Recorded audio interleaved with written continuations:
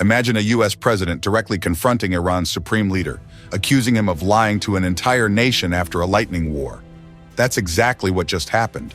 Trump publicly challenges Ayatollah Khamenei, denies his claim of victory, and insists that Iran has been brought to its knees. So what really happened? Why is this response shaking the region? Stay with me until the end. It will all make sense.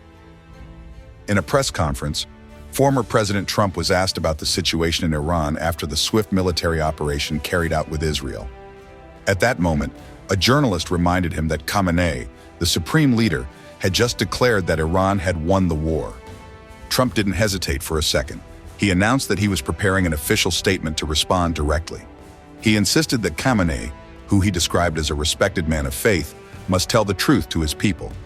And according to Trump, the truth is simple and brutal. You were hit hard, Israel too, and now both sides are exhausted. He added that the Iranian regime no longer cares about nuclear ambitions, but is simply struggling to survive the next day. In his words, the country's priority is no longer enriching uranium, but rather recovering from strikes that destroyed sites, missile stockpiles, and infrastructure. He used this response to remind everyone that, under his leadership, the US military carried out extremely precise operations.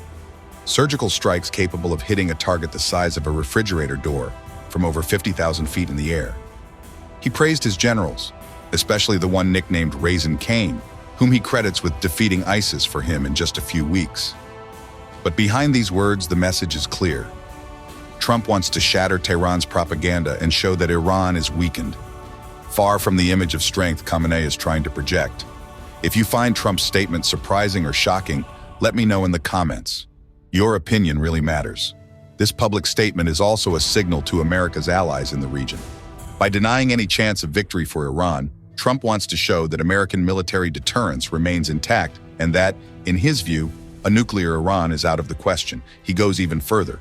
For Trump, any attempt by Iran to restart uranium enrichment would be crushed by new strikes. No hesitation. A message aimed at Tehran and its regional backers alike.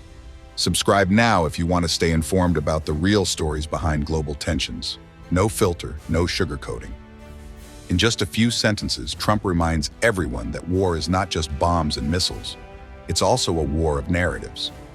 For him, no moral victory can hide the ruins, the bombed-out sites, and the weakness of a regime struggling to reassure its people. And by calling out Khamenei directly, he forces Iran to respond. So will this war of words spark a new round of confrontation? Does Iran really have the strength to restart its nuclear program? The question remains open, and what comes next could shake the entire Middle East once again. If you want to support this work, please hit the like button and share this video. It's the best way to give these stories more visibility.